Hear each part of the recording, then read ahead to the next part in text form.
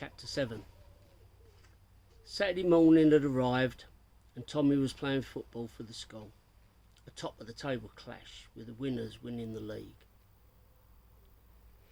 It had been a very close contest all season, with some wonderful football being played, bringing to light some awesome and outstanding performances from young talent.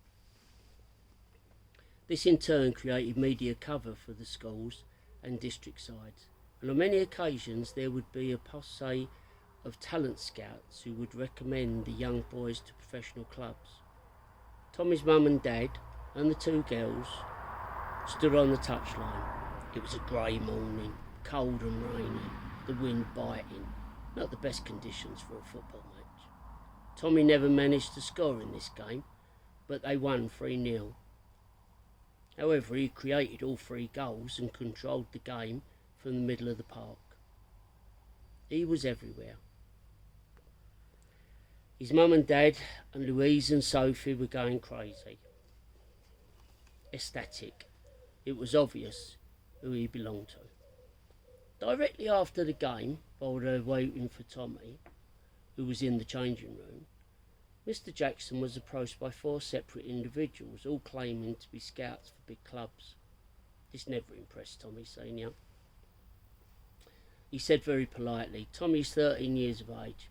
Let him enjoy his football without the added pressures, please. We would like him to come and train at our club with all the other boys. He's quite special," said the scouts, all using the same power. "Yes, he is," smiled Tommy Senior. "He's our son for starters. Secondly, it's not going to be trained out of him. And if you think he's special when he's 15, and that is when and if he's still wanted, we will allow him to join a professional club." Some of the other mums and dads, whose boys were also playing, couldn't help overhearing the conversations. And they were astounded. The following Wednesday evening, Tommy was playing for the district side, representing his Sunday morning league. The same 4 scouts were there, plus another 2.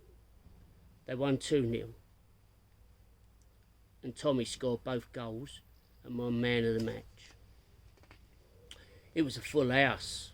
The Jacksons, the Childs and the Millers were all in support of young Tommy. After the game, Mr. Jackson was approached by all 6 scouts, who this time had documentation to prove who they were representing. They meant business. To be fair to young Tommy, Mr. Jackson invited each of them to his home over the next week to listen separately to what they had to say. They all agreed to this agreement, some saying they would like to bring their manager with them. This was now accepted even for 13-year-old.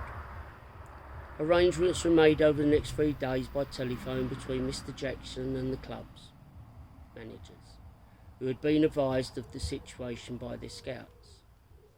Most of the managers already knew of Tommy's reputation and had taken it upon themselves to watch him play. A couple, several, or numerous times, depending where they were travelling from. Even so, the managers instructed their scouts to keep an updated dossier on Tommy's progress. So the auction began for young Tommy Jackson's signature. Each of the managers set aside 1 full day in his diary to sell himself and his club on the basis that they would offer to look after Tommy's future, that they would keep his welfare at heart and nurture him, protect him, guide him, and make sure he would enjoy his football, and that they had long-term ambition for him. Tommy Senior and Martha, be it at short notice, both took the next week off, allowing Tommy to do the same, so they could all be together to listen intently to what the individual managers had to say, to see if they took to him, and to see if they liked the club's policy. They had discussed it and decided Tommy should be there with them, as this was his future.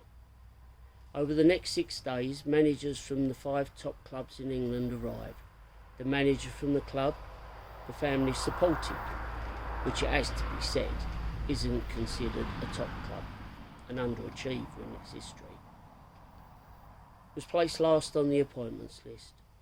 This was not an indictment of them, it was the way the family wanted it, and they had their reasons. In fairness, it had attracted some of the big names in the past, mainly players in their swan song, looking for easy street and a pension.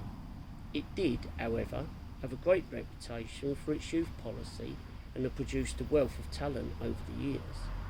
These players went on to play for the top teams in England, playing in Europe and representing their countries.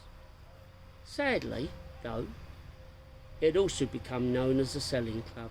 The new owners and manager were trying to change all of this, and with the new policy of no more golden oldies and hanging on to the young talent, what a scoop Tommy would be. Tommy Senior, Martha and Tommy were all very excited at the prospect of meeting all these famous people, and they intended to sit and listen to what was being proposed for young Tommy. The incentives being offered for young Tommy's signature were unbelievable, not only for Tommy, but for the family as well. A nice holiday would probably be appreciated, Mrs. Jackson. Have you been to America? All expenses paid and a lump sum? And so it went on. Okay, said Mr. Jackson to each and every one of them when they had finished their bartering and had offered their golden chests for the signature of their son. This is the deal. Tommy is staying on at school until he has finished his O-levels. Obviously, we would like to see him become a professional footballer as much as he wants to become one. He paused. But he must complete his education. His career could be cut short before it's even got going by one mistimed tackle, and me must have something to fall back on. He paused again. We want you to leave him alone for the next 2 years. You can come and watch his progress. And you can invite him to games to show him around your grounds and the training facilities. But he will not be signing for any of you now. If you are still interested in him, when he is 15, he will pick who he goes with and where he goes to train. But he will not sign any forms until he is 16 and completes his education. So we thank you for your wonderful offers of gifts, but Tommy is not for sale that cheaply.